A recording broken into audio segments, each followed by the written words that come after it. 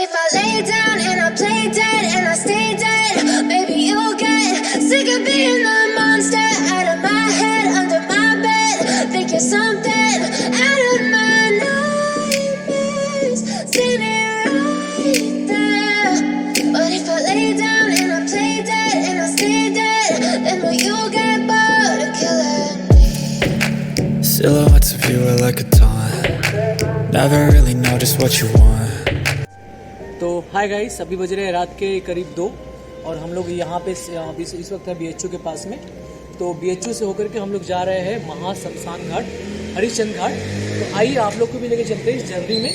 आइए आपको दिखाते हैं रात को महाशमशान घाट कैसे दिखाई पड़ता है। देखिए 2 दोस्त हमारे और आगे, उनको दिखाइएगा। तो चलते हैं हम लोग महाशमशान घाट। और ये हमारे सौरभ भैया जी, और ये राहुल भैया जी, और ये पुलिस भैया जी।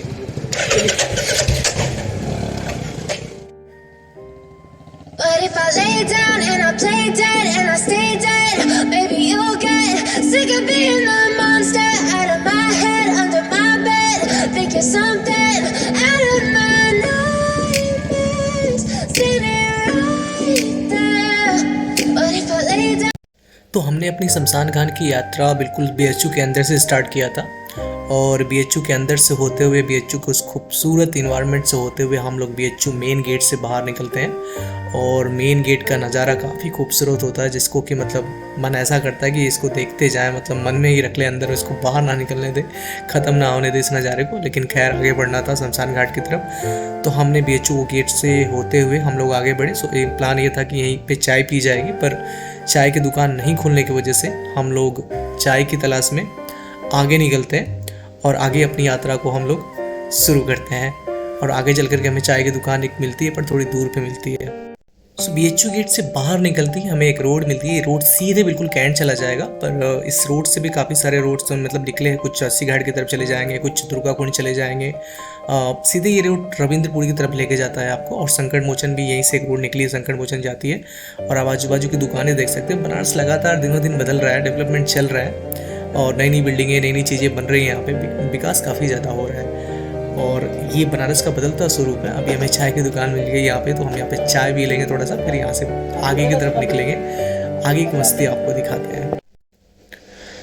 सो अभी हम लोग पहुँच चुके हैं अस्सी घाट पे। अस्सी घाट वो घाट है जो दर्शनार्थियों को सबसे ज़्यादा आकर्षित करता है। ये 80वां घाट माना जाता है। ये घाट अपने आप में काफ़ी खूबसूरत है, काफ़ी बेमिसाल है। ये घाट पे ही सुबह बनारस का मंच भी है। यहाँ सुबह बनारस, ये देख सकते हैं इस मंच पे सुबह बनारस होता है। सुबह सुबह यहाँ पे आप आएंगे तो एक अलग ही दृश्य देखने को मिलता है। और इस घाट की खूबसूरती इस सैलानियों को अपनी तरफ बहुत तेज़ी से खींचती है। ये काफ़ी बड़ा घाट है, और शाम के समय 7 बजे के टाइम यहाँ पे एकदम बिल्कुल मेला के जैसा लगा रहता है यहाँ पे, और बहुत सारे सैलानी यहाँ पे आते हैं। और ये सबसे खूबसूरत बात यह है कि यहाँ पे गंगा आरती भी होती है इस घाट पे। आप देख सकते हैं उसका मंच भी है। इस गंगा आरती को देखने के लिए इस 80 घाट पे बहुत ज़्यादा भीड़ लगती है, और नीचे से भी लोग खड़े होकर इस गंगा आरती को देख रहे होते हैं। आरती 7 बजे स्टार्ट होती है। कोई भी चाहे तो 7 बजे आके इस आरती का लुत्फ उठा सकता है। और जब भी आप घाटों पे रात को जाते हैं ना, तो उसका नज़ारा काफ़ी अलग होता है। मतलब लोग कम होते हैं, न के बराबर लोग होते हैं, और काफ़ी खूबसूरत घाट दिखाई पड़ रहा होता है, जैसा कि अभी दिख रहा है हमारे सामने ये नज़ारा। देखिए भाइयों, रात को इधर घाट पे आने का सबसे बड़ा मतलब जो अच्छा कारण है इधर कि पीस बहुत मिलेगा आपको। अभी मेरे आजू बाजू में सिर्फ वही लोग हैं जो मेरे साथ आए हैं घाट पे घूमने के लिए। बाकी यहाँ आपको कोई नहीं मिलेगा, मतलब बिल्कुल सन्नाटा। और ये पीस आपको कहीं ना कहीं अंदर से बड़ा अच्छा लगेगा। अभी आप रात को आके घाटों पे देखो, मतलब गजब की ही शांति होती है भाई साहब, बेहतरीन। तो इसलिए शायद अक्सर मैं जब यहाँ पढ़ाई करता था, और आज भी जब हम बनारस आते तो घाट पे रात को बिल्कुल आते, ताकि जो शांति उसको हम फील कर पाए, महसूस कर पाए। आइए आपको आगे लेके चल के दिखाते हैं। तो इस हमने शमशान घाट की यात्रा में के दौरान हमने काफ़ी मस्ती भी की, जैसे आप देख सकते हैं। एक ऊपर बड़ी सी एक मतलब सीधी मतलब चढ़ाई थी, और उस पर चढ़ना थोड़ा सा मुश्किल होता है। तो हमने कुछ ट्राई किया, मतलब कुछ हमने टास्क रखे कि 2 लोगों के बीच में कि देखते हैं कौन चढ़ पाता है। जैसे कि हम देख रहे हैं, मैं और एक राहुल नाम का दोस्त है हमारा, हम दोनों ने स्टार्ट किया चढ़ना, पर वो शुरू में रुक गया, पर मैं तो पूरा चढ़ गया भाई साहब। मतलब लेकिन उधर से उतरने में बहुत ही मुश्किल हो रहा था। मतलब नीचे देखने से बहुत डर लग रहा था। और हमारे एक हैं रंजीत यादव जी, उनके लिए कुछ भी मुश्किल नहीं होता, वो चाहे तो मतलब पहाड़ पे चढ़ जाए और पूरा पहाड़ लेके कूद जाए। जैसे देख सकते हैं उनको बिल्कुल डर नहीं लगता, मतलब बहुत ही बेहतरीन इंसान है। मतलब डर का बिल्कुल नाम निशान नहीं उनके डिक्शनरी में, और वो सारे काम को बिल्कुल बेधड़क बेहिसाब से कर देते हैं। मतलब क्या ही बोले, जहाँ मतलब कोई मतलब आपको सोल्यूशन ना दिख रहा हो, इस बंदे को बुलाइए, कुछ ना कुछ सोल्यूशन ये निकाल ही लेता है। मतलब बड़ा ही बेहतरीन सा बंदा है यार। ऐसे बहुत कम इंसानों को मैंने देखा है। जैसे कि आप देख सकते हैं मुझे उतरने में काफ़ी डर लग रहा था, पर ये बंदा काफ़ी रिलैक्स मूड में मतलब नीचे उतर रहा है। मतलब बहुत ही बेहतरीन सा इंसान है। कहीं डर नहीं लगता इसको। आराम से आराम से।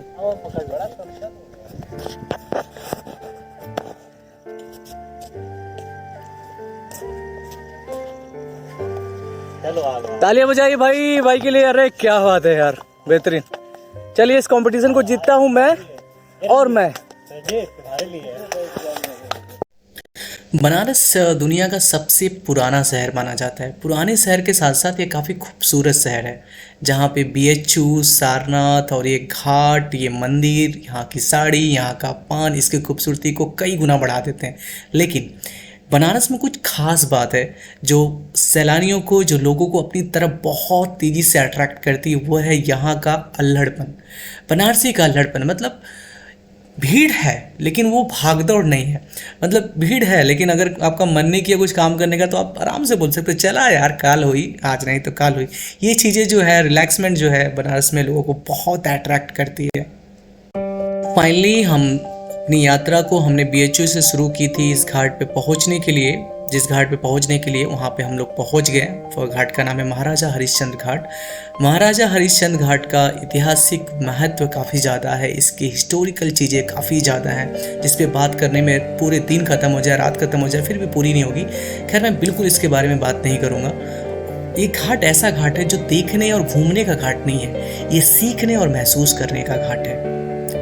आप कभी इस घाट पे आइए तो आप सबसे ज़्यादा जो ज़रूरी चीज़ है आपको जो कंट्रोल करनी है, आपको अपने जज्बातों पे कंट्रोल रखना है। आप इतने ज़्यादा जज्बाती नहीं होइए कि इस घाट पे बैठ ना पाए। यहाँ पे आने के बाद अगर आपको अपने जज्बात पे कंट्रोल होते हैं तो आप इस घाट पे बैठकर बहुत सारी चीज़ें सीख सकते हो। मैंने इस घाट पे आने के बाद लाशों को तब तक देखा है जब तक वो लाशें जल के राख ना बन जाए, और इस घटना ने मुझे वो सिखाया जो मुझे बहुत सारी किताबें ना सिखा सकी। इस घटना ने मुझे ये सिखाया कि किस तरह से इंसान एक राख बन जाएगा और किस तरह से इंसान की सारी चीज़ें धीरे धीरे करके राख में बदल जाएंगी, और धीरे धीरे इंसान ऐसे आग की तरह जल जाएगा, मतलब आग उसको जला देगी। और कैसे अपने ही परिजन, अपने ही प्रिय जन आके हमें जलाते हैं और न जलने पे पीट पीट के जलाते हैं। बहुत कुछ सिखाता है ये घाट हमें, जरूर एक बार घाट पे आने के बाद जो मतलब इंसानों के अंदर जो द्वेष, जलन, ईर्ष्या, गुरूर, ये सारी चीज़ों का खात्मा आपको यहाँ देखने को मिलेगा। एक दिन इंसानों को आना है और इसी तरीके से जल के ख़त्म हो जाना है। इसलिए यहाँ पे आने के बाद ज़िंदगी का असली हकीकत के बारे में पता चलता है कि मतलब जो ज़िंदगी में भागम दौड़ी मची हुई है, हम यहाँ से वहाँ चीज़ों के लिए भाग रहे हैं, मतलब दुखी हो रहे हैं, निराश हो रहे हैं, बहुत सारी चीज़ें लाइफ में चल रही हैं जिसको लेकर हम कभी ना कभी मतलब दुखी होते हैं। तो एक बार इस घाट पे आइए, बैठिए कुछ समय के लिए, आपको ये घाट बहुत कुछ सिखा जाएगा। और हो सकता है शायद आप ज़िंदगी की असली हकीकत से रूबरू हों, आपको पता चलेगी कि कितनी क्षणभंगुर होती है हमारी ज़िंदगी, कितनी छोटे समय के लिए हमें मिलती है। तो उसमें ढेर सारी शिकायतें ना करके हमें अपनी ज़िंदगी को मतलब बहुत सही तरीके से जीना चाहिए, एंजॉय करना चाहिए हर एक मोमेंट को। फालतू सारी चीज़ों के लिए कोसना नहीं चाहिए कि मैं ऐसे होता तो ठीक होता, मैं वैसे होता तो ठीक होता, मेरे पास ये होता तो ठीक होता, वो होता तो ठीक होता। तो भाई सब उन चीज़ों को करके समय को वेस्ट नहीं करना है, क्योंकि हमें एक दिन बाद आके ऐसे ही जलना है, जल के ख़त्म हो जाना है। तो ये घाट पे आइए कभी, ये घाट बहुत कुछ आपको सिखाएगा, समझे। तो मैं आपको यही दिखाना चाहूँगा कि देखिए इंसानों को इस तरीके से एक दिन आके यहाँ पे जल जाना है बिल्कुल। और सबसे मज़ेदार बात तो ये है कि सबसे समझने वाली बात तो ये है कि जो सबसे ज़्यादा आपको प्रेम करते हैं ना, वही आपको यहाँ जला के जाएंगे, और आप नहीं जलेंगे तो डंडे डंडे आपको पीट के जलाया जाएगा, ठीक है। मतलब ये चीज़ें समझने की बात है कि जिनसे आपका बहुत ज़्यादा प्रेम हो, आपके रिश्तेदार सभी लोग आएंगे, आपको यहाँ पे जला के चले जाएंगे, ओके। जब तक आप जलेंगे नहीं तब तक आपके पास बैठेंगे। सो वो जो सारी चीज़ें आपके ज़िंदगी में चलती हैं, चीज़ों को लेकर दुखी होना, निराश होना, ढेर सारी प्रॉब्लम्स को लोगों को गिनाना, तो मैं तो यहाँ पे आने के बाद सारी चीज़ों को बस वही सोचता हूँ कि मतलब क्या ही ज़िंदगी है यार, अपनी ज़िंदगी को मतलब ऐसे ही फ्रीली जीते हैं, क्यों चीज़ों को लेकर के दूसरों को कोसें, फालतू की चीज़ों को लेकर के परेशान हो, एक गुरूर में रहें, एक ईर्ष्या में रहें। सरल बने, नियम ना बनाएं और अपनी ज़िंदगी को ऐसे जीते जाएं, क्योंकि एक दिन ख़त्म होने वाली है ज़िंदगी और एक दिन हम ऐसे ही धुआं बन के उड़ जाएंगे और बचेगा तो सिर्फ हमारे पास ये राख। आप देख सकते हैं नीचे बिल्कुल राख बचेगा, ये इंसान जो है जल के बिल्कुल इसी तरह राख बन जाएगा एक दिन, देख सकते हैं आप।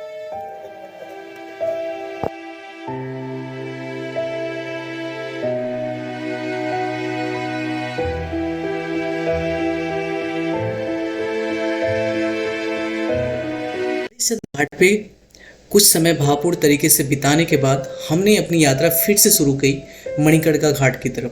मणिकर्णिका घाट भी एक महाशमशान घाट है जो विश्व प्रसिद्ध घाट है और वो घाट एक ऐसा घाट है, ऐसा माना जाता है कि वहाँ की जो चिता की लौ है कभी नहीं बुझती और हमेशा रात भर में एक दिन में 100 से 200 चिताएं वहाँ पे चलती रहती हैं। उसका ऐतिहासिक महत्व भी काफ़ी ज़्यादा है। खैर ऐतिहासिक महत्व पे बात ना करते हुए हम अपने ताज़ा अनुभव जो हमने वहाँ से सीखा वो आपको हम लोग पहुँच चुके हैं ऑलमोस्ट। सो गाइस हम लोग ऑलमोस्ट पहुँच चुके हैं मणिकर्णिका घाट के पास और एरो लाइट जो है ये विश्वनाथ जी कॉरिडोर का एक पार्ट है। अभी आपको दिखाते हैं फ्रंट से इसका व्यू। देख सकते हैं सामने सीढ़ियाँ गई हैं, बिल्कुल गंगा जी में चली जाती हैं आपको लेकर के। और ये सामने जो है पूरा विश्वनाथ कॉरिडोर जी का पार्ट जो काफ़ी भव्य दिखाई पड़ता है, काफ़ी सुंदर दिखाई पड़ता है, काफ़ी किले की तरह दिखाई पड़ता है ये।